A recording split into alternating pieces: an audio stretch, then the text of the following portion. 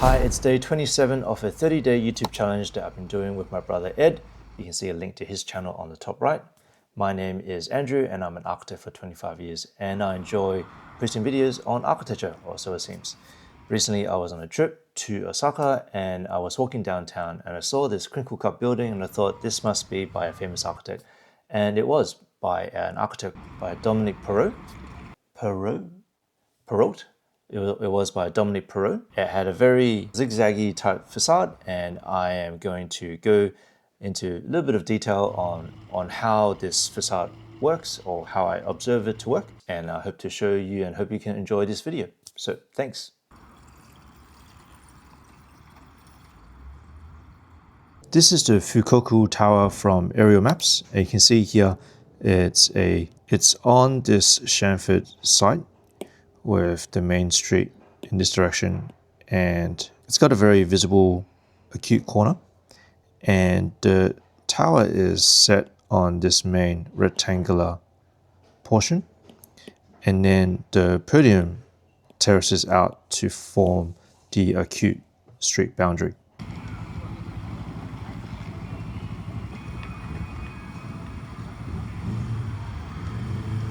You can see here the rectangular tower in section. One thing I notice in here is that although it's got a very tall mechanical plant room, it has a very large observatory deck that you can stand here and walk up, and a helipad at the very top. Japan is, I think they have incentives to do observatory decks as part of their floor space bonuses, and that's actually a really good way of cleaning up all the rooftops in Japan. You can see here that it terraces out to the street, and there's actually a little atrium, which is basically a triple height or quadruple height space, and then it's got the regular decks behind it. I noticed underneath here that there is a car stacker type system that seems to store a lot of cars. One of the really careful things that they did in section is that the terrace line aligns to the floor. You can see there. And what that means is that in section, they have to set down the concrete or the steel to dip into the ceiling zone so that you don't get this vertical overlapping of elements. It's a very tricky detail, and it's probably a pain to detail and to waterproof, but it achieves an awesome visual result because the terraces look like they stack like cakes.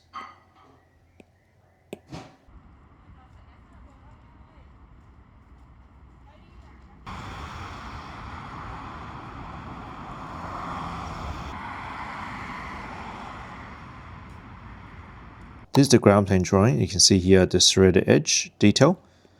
So it's got, I think, some like a strong element which is in the short side, and then the glassy element on the long side. And this is actually a void in here, and you enter from this zone and look into the void, which is between the street corner and the foyer.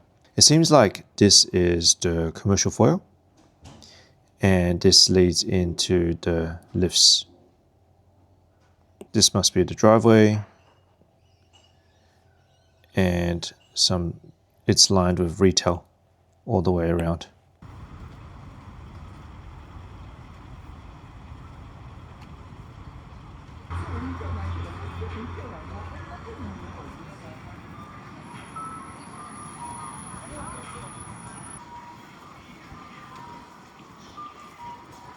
The tower over is in disalignment. You can see here the lift core is symmetrical with two stairs. Don't know why they didn't do it as a scissor stair, might be for structural reasons. And there are kind of service zones to the side.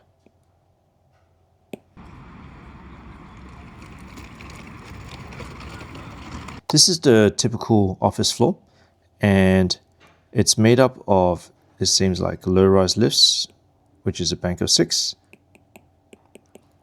and then high-rise lifts, which actually the other way around. These must be the high-rise lifts on the left, and the low-rise lifts on the right have dropped off.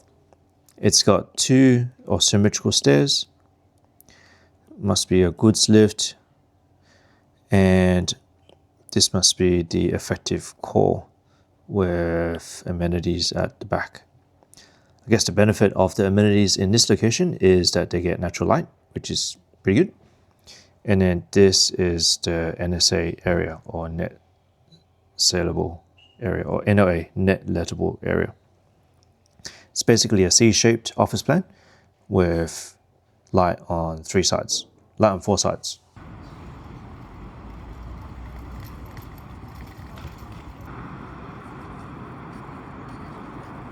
This is the serrated edge facade on the ground plane, and what happens is that on the short side they put a mirror,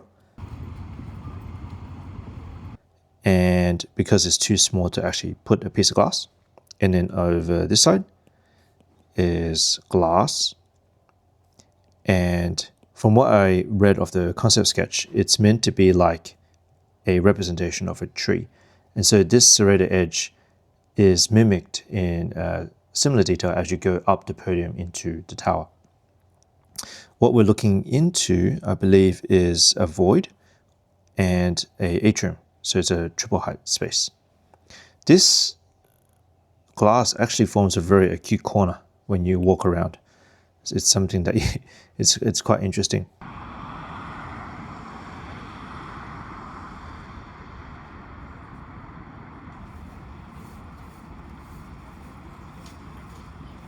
When the steps get a bit bigger, I believe they become glass, but otherwise they are all solid with mirrors on both sides. This is the acute corner, and they couldn't quite achieve a frameless corner, obviously, but this is the two window elements as they come into the corner, and there's this crinkle cut effect as you look up and down the facade, and it staggers left and right as you go up the plan or up the elevation, and so you get quite a textured look as you look up the building.